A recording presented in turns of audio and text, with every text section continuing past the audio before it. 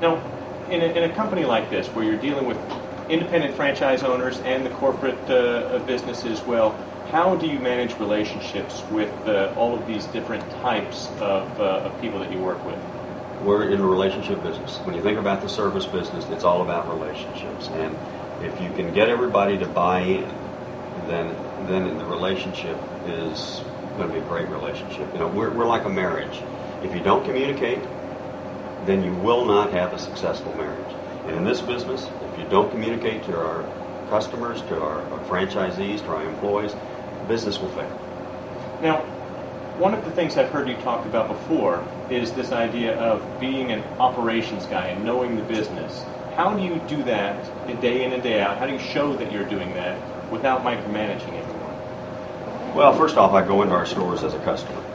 So I think the visual that I'm there gets the message as well. Every day? Every day.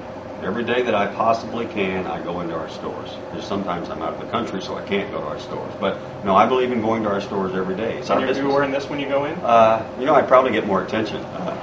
But it's about, if I show a leadership quality of when I get into the store, I want the customer to be happy. And I even go around and talk to our customers.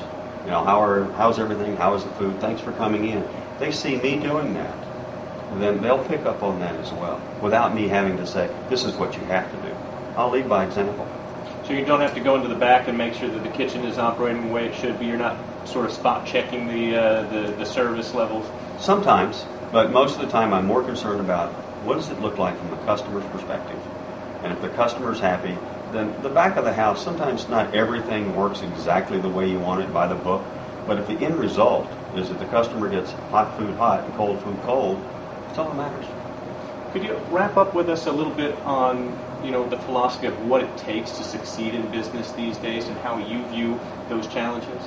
I think it was Drucker wrote in 1954, one of his many books. He said that a business needs two basic principles. It's marketing and innovation. Well, I love marketing. It's a lot of fun.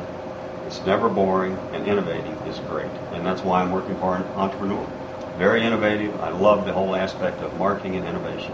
Drucker says if you don't have those two principles in business, then you're not going to be successful. I can't let you go without asking, how do you innovate in the hot dog business? You have to be very innovative to innovate. You come up with all kinds of different hot dogs. You look at all our different creations that we have. The salsa dog, the deli dog. We have a lot of different dogs. It's the meat. The hot dog is the vehicle for the sauce.